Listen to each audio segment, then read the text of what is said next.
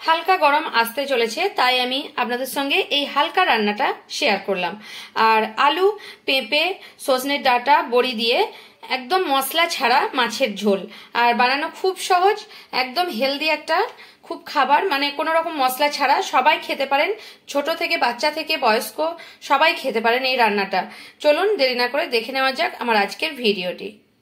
আর এখানে নিয়ে নিয়েছি 2 পিস মাছ আর একটা মাথা, এটা রুই মাছের। আর এটাকে আমি নুন হলুদ দিয়ে এখন মাখিয়ে নেব। এখানে আমি 1/2 চামচ লবণ দিয়ে দিচ্ছি মাছের মধ্যে, আর দিয়ে দেবো অল্প সামান্য পরিমাণে একটু হলুদ দিয়ে মাছটাকে মাখিয়ে নেব। এদিকে আমি এখানে একটা গ্যাসে কড়াতে জল বসিয়ে দিয়েছি, অনেকটা পরিমাণে জল বসিয়ে দিয়েছি, উষ্ণ গরম হতে শুরু করেছে জলটা। আর আমি এখন আজ কোনো রকম মশলা ছাড়া একদম হালকাভাবে মাছের ঝোল বানিয়ে দেখাবো। তাই আমি যে সবজিগুলো নিয়ে নিয়েছি, পেঁপে, আলু, ডাঁটা, এগুলো আমি এই জলের মধ্যে দিয়ে দেব সেদ্ধ করার জন্য। আলু দিয়ে দিচ্ছি, পেঁপে দিয়ে দিচ্ছি, আর ডাঁটা দিয়ে দিচ্ছি, সবকিছু দিয়ে দিলাম। এখন আমি এই আলু, ডাঁটা আর পেঁপের মধ্যে 1/2 চামচ লবণ দিয়ে দিলাম, আর দিয়ে দেব সামান্য পরিমাণে একটু হলুদ। আর তারপর আমি কি করব, এটাকে ভালোভাবে মিশিয়ে নেব। আর মিশিয়ে নিয়ে মিডিয়াম টু হাই ফ্লেমে রেখে এটা ঢাকা দিয়ে 10 মিনিটের জন্য আমি সেদ্ধ করে নেব। এদিকে একটা ফ্রাই প্যান বসিয়ে নিয়েছি, এই ফ্রাই প্যানে আমি সরষের তেল দিয়ে দিচ্ছি 2 চামচ পরিমাণে। এখন তেলটা গরম হয়ে গেছে, যে বড়িটা রেখেছিলাম বড়িটা আমি ভেজে নেব। বড়িটা আমার গোল্ডেন করে ভাজা হয়ে গেছে, এখন আমি বড়িগুলোকে সব নামিয়ে নেব। এখন আমি এই ফ্রাই প্যানের মধ্যে আরো 1 চামচ সরষের তেল দিয়ে দিলাম। এখন তেলটা আমার গরম হয়ে গেছে, এখন মাছগুলো আমি নুন হলুদ মাখানো মাছগুলো তেলের মধ্যে দিয়ে দিলাম। আর হাই ফ্লেমে এটাকে আমি ভাজতে থাকবো এপিট ওপিট করে গোল্ডেন কালার করে। এখানে 10 মিনিট হয়ে গেছে, আমার পেঁপে, আলু, ডাঁটা সবকিছু সেদ্ধ হয়ে গেছে। একটা খুন্তির সাহায্যে আমি আপনাদের দেখিয়ে দিচ্ছি, দেখুন সেদ্ধ হয়ে গেছে। আর গ্যাসের ফ্লেমটা আমি এখন এখানে বন্ধ করে দিচ্ছি।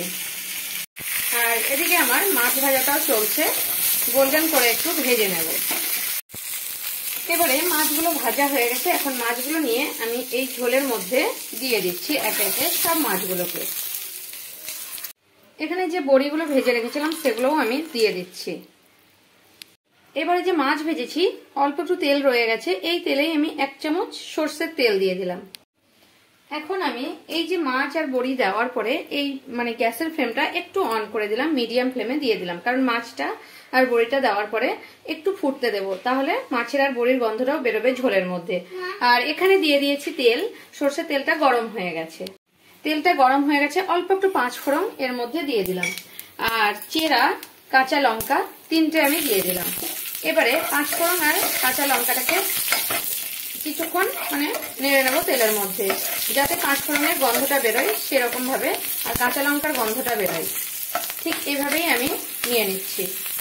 দেখুন কাঁচা লঙ্কা আর 5 ফোড়নটা ফুটে উঠেছে, এখন এই গ্যাসের ফ্লেমটা আমি বন্ধ করে দিচ্ছি। আর ফ্রাই প্যানটা নিয়ে আমি এই যে আমার ঝোলটা ফুটছে এর মধ্যে ঢেলে দিচ্ছি। দেখুন এখন আমি এটা এভাবে সবকিছু ছুঁকে দিলাম, তারপর মিডিয়াম টু হাই ফ্লেমে দিয়ে 5 মিনিটের জন্য এই ঝোলটাকে আমি ফুটিয়ে নেব। আর দিয়ে দেবো সামান্য একটু পরিমাণে চিনি, দিয়ে দিচ্ছি খুব সামান্য পরিমাণে চিনি, কয়েক দানা, আর দিয়ে দিচ্ছি লবণটা আর একটু পরিমাণে। এবারে আমি এটাকে আর 2-3 মিনিট ফুটিয়ে নেবো, মোটমাট 5 মিনিট ফুটিয়ে নেব। এখন আমার ঝোলটা রেডি হয়ে গেছে, আর একটু ফুটে গেছে 5 মিনিট, দেখুন কতটা সুন্দর হয়েছে। এবার আমি গ্যাসের ফ্লেমটা অফ করে দিচ্ছি।